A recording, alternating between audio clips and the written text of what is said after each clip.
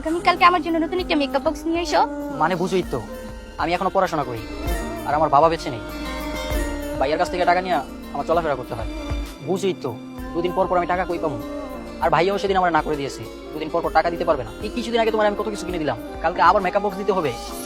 দেখো আবির, আমি তোমার একটা মাত্র গার্লফ্রেন্ড, আর গার্লফ্রেন্ডের ছোটখাটো ডিমান্ড তো থাকবেই। সেই ডিমান্ডগুলো যদি তোমার কাছে না করি তো কার কাছে করবো? অন্যান্য গার্লফ্রেন্ডরা তো কত কিছু চায়, আর আমি তো মাত্র তোমার কাছে একটা মেকআপ বক্স চেয়েছি। আর ওই মেকআপ বক্সটা যদি তুমি দিতে না পারো তাহলে রিলেশন করো কেন? আচ্ছা বাবা, ঠিক আছে, আমি দেখছি ব্যাপারটা।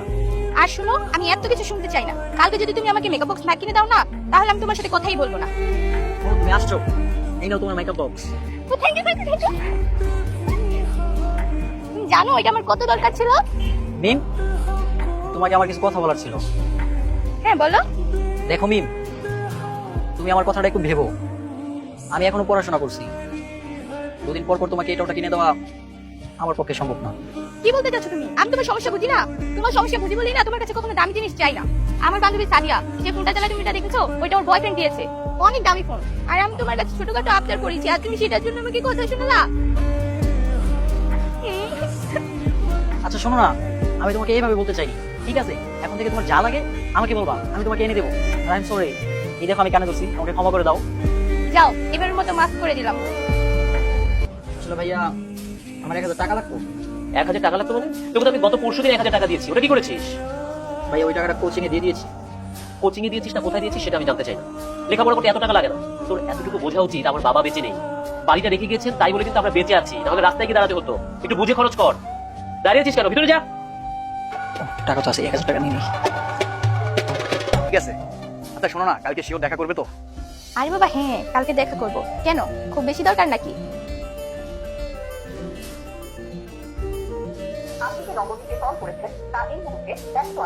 সেটা কালকে না হয় বলি। আচ্ছা ঠিক আছে, আজকে রাখি তাহলে, কালকে দেখা হবে। আচ্ছা ঠিক আছে। তুমি এতবার কল দিচ্ছ কেন? দেখতে পাচ্ছ না ব্যস্ত আছি? তোমাকে অনেক মিস করছিলাম, এর জন্য তো তোমাকে কল দেওয়া। আচ্ছা তুমি কার সাথে কথা বলতেছিলে? আচ্ছা তুমি এত সবসময় কৈফিয়ত চাও কেন বলো তো? আচ্ছা বাদ দাও, আমার ভুল হয়েছে। কালকে কোচিং শেষে দেখা করবা? না না, কালকে পারবো না, কালকে আমার একটু কাজ আছে। তোমার আবার কি কাজ? আবারও কৈফিয়ত চাচ্ছ? ধুর বাল। কি বলিস, সত্যি নাকি? হ্যাঁ, কেন তুই ওকে চিনিস নাকি? আরে না না, তেমন কিছু না। যা আমি ভাবতেছি, তুই প্রথম প্রথম প্রেম করতেছিস আর তুই ওর সাথে দেখা করবি, আমার নিয়ে যাবি না? মানে হ্যাঁ, বেশ কিছু ধরে ফেসবুকে ওর সাথে আমার কথা হচ্ছে। আমি ওকে খুব পছন্দ করি, আর ওর কথাবার্তা শুনে বুঝলাম ও আমাকে অনেক পছন্দ করে। তাই নাকি বন্ধু? হ্যাঁ রে বন্ধু, কিছুক্ষণ পর ওর সাথে আমি দেখা করবো, আর ভাবছি দেখা করলে প্রপোজ করে দিই। বন্ধু, তুই যে তোর গার্লফ্রেন্ড তোর জন্য অপেক্ষা করতেছি, তুই তাহলে যা, আমি এখানে দাঁড়াই। আমার গার্লফ্রেন্ড অপেক্ষা করতে তুই কিভাবে জানিস? একটা মেয়ে অপেক্ষা করতেছে, তার মানে ওইটা তোর গার্লফ্রেন্ড। ফাজি। আচ্ছা ঠিক আছে, থাক। যা।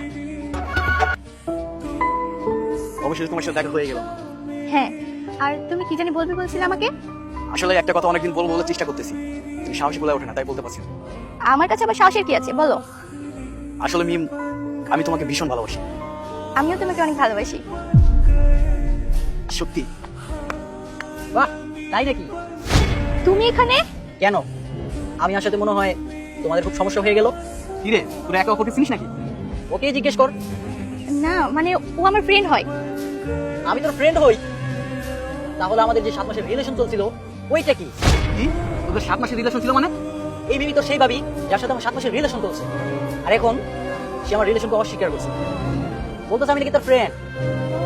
আমাকে ক্ষমা করে দাও, ওর সাথে কথা বলতে বলতে কখন যে রিলেশন হয়ে গেল আমি বুঝতেই পারিনি।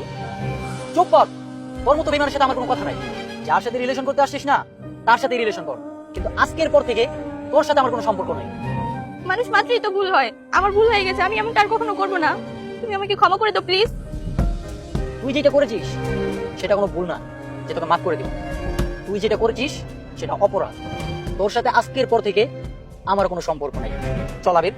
না না প্লিজ, না না, তুমি আমাকে ছেড়ে যেও না, আজকে পর থেকে আমি কখনো এমন করবো না, আমি ভালো হয়ে যাবো।